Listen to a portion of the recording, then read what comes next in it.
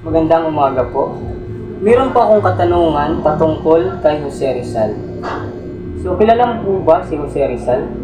Yes po.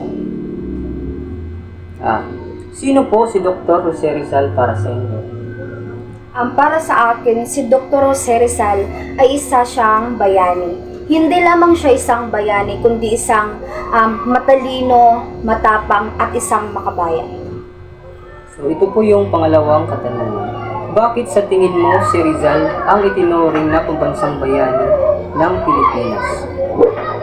Para po sa akin, itinuring na pambansang bayani si Dr. Jose Rizal dahil ibinuwis niya ang kanyang buhay at isinakripisyo niya ang kanyang buhay upang makamtan natin ang ating kalayaan.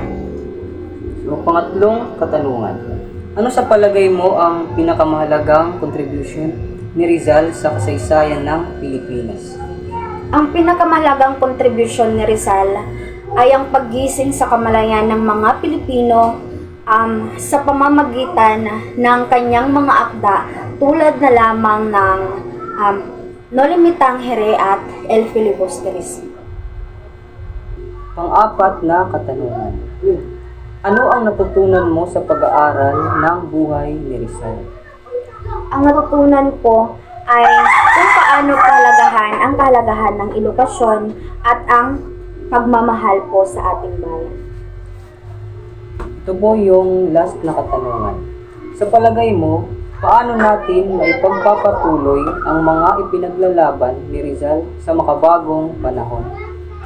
Sa palagay ko po, maipagpapatuloy natin ang ipinaglalaban ni Rizal sa pamamagitan po ng pagkakaroon ng disiplina, pagmamahal po sa ating bayan, at lalong-lalo na kung paano natin pahalagahan ang ating edukasyon at pagtulong po sa kapwa nating Pilipino.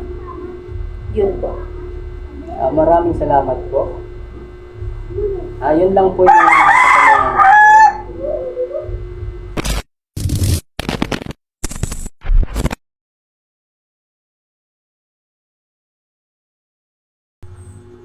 Ito po yung nakuluptay.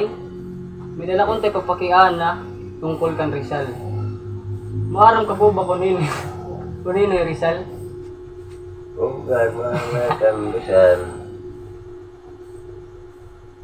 Ano ang dahilan kung kay ano kinkilala hiya nga pambansang bayani? Kasi po maaraw na yung malimot na kito kay maihan ito panahon. Maaram ka po ba kung ano iyagin surat nga mga nobela, mga libro? Meron maaraw ito. Kaya ano nakabulig ni Rizal ang iyang mga sakripisyo nga makamit ang kalayaan ng Pilipinas? Kasi ito maaraw. Ansya lang po ito, salamat.